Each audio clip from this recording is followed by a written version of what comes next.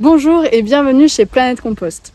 Nous sommes là pour te donner les meilleurs conseils sur le lombricompostage au quotidien. Si tu ne sais pas encore ce que c'est, je t'invite à aller t'abonner et à aller voir nos réseaux sociaux et notre site internet.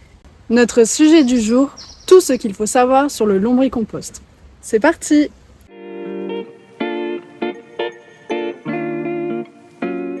Pour le bon fonctionnement du lombricomposteur, il est important que le taux d'humidité soit ni trop faible ni trop élevé. Il est donc très important de contrôler régulièrement le taux d'humidité. Pour cela, il vous suffit de presser une poignée de lombricompost, mais attention à ce qu'il n'y ait pas de verre. Vous avez donc 3 possibilités différentes. Première possibilité, quelques gouttes perlent entre vos doigts.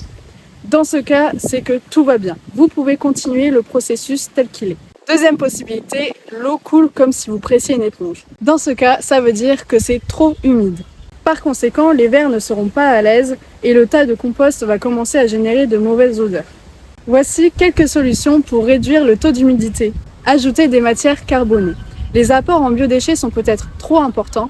Dans ce cas, n'oubliez pas la balance 50% de biodéchets et 50% de matières carbonées. Les matières carbonées sont des matières absorbantes et donc elles vont réussir à réguler l'humidité. Deuxièmement, remuez délicatement le compost. Cela va permettre d'aérer le tout et de casser les morceaux compacts formés par l'humidité.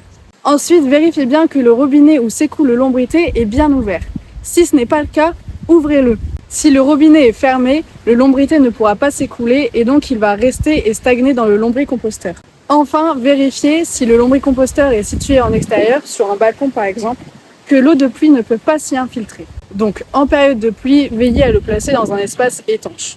Pour finir, lorsque vous pressez une poignée de lombricompost et que rien ne s'écoule, c'est qu'il n'est pas assez humide. Par conséquent, les vers vont se dessécher et le processus sera impacté. Voici quelques solutions pour y remédier. Dans un premier temps, il n'y a peut-être pas assez de biodéchets. Essayez d'en ajouter davantage. Vérifiez également l'emplacement de votre lombricomposteur. Il ne faut pas qu'il soit placé en plein soleil ou sujet à de très fortes chaleurs.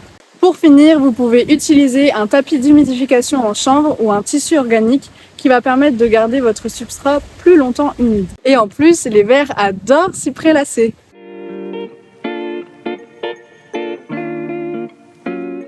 Il y a différents moyens de savoir si votre lombricompost est de bonne qualité ou non. S'il ne dégage pas d'odeur ou une odeur plutôt boisée, c'est qu'il est d'excellente qualité. Au contraire, s'il dégage des mauvaises odeurs comme des odeurs de fermentation ou d'ammoniac, c'est qu'il n'est pas forcément de bonne qualité. Dans ce cas, faites attention car il pourrait nuire à vos plantes. Petit conseil, pour favoriser la qualité de votre lombricompost, il faut faire attention à bien découper vos biodéchets. Si vous découpez bien vos apports en petits morceaux d'1 cm sur 1 cm, la digestion des vers sera optimale.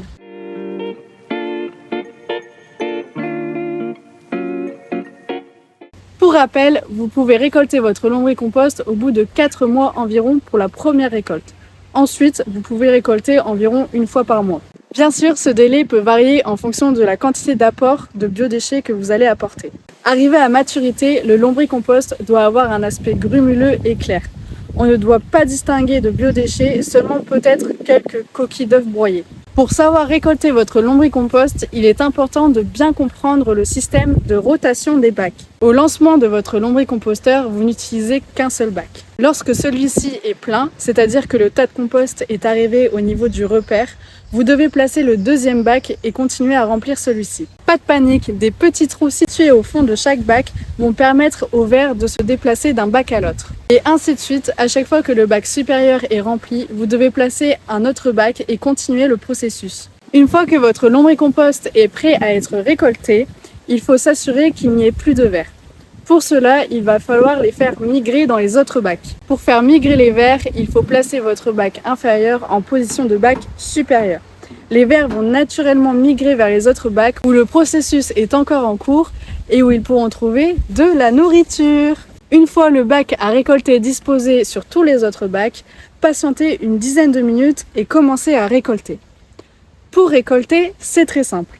Raclez délicatement le lombricompost sur 2 à 3 cm de profondeur. Ensuite, vous pouvez patienter à nouveau une dizaine de minutes pour vérifier que les vers sont bien descendus. puis récolter une nouvelle fois en raclant délicatement le lombricompost sur 2 à 3 cm et continuer ainsi de suite jusqu'à ce que le bac soit vide. Et voilà, votre lombricompost est récolté et prêt à être utilisé. Mais n'oubliez pas, si le bac sur lequel vous avez posé votre bac à récolter était déjà plein lorsque vous l'avez fait, vous pouvez laisser le bac que vous venez de récolter et continuer les apports dans celui-ci. Mais si le bac situé en dessous n'était pas encore rempli, enlevez le bac récolté et gardez-le pour plus tard. C'est la fin des lombriconseils pour aujourd'hui, mais si vous en voulez d'autres, n'hésitez pas à aller voir les différentes vidéos présentes également sur nos autres réseaux sociaux. J'espère que cette vidéo vous aura plu et je vous dis à bientôt pour de nouveaux lombriconseils.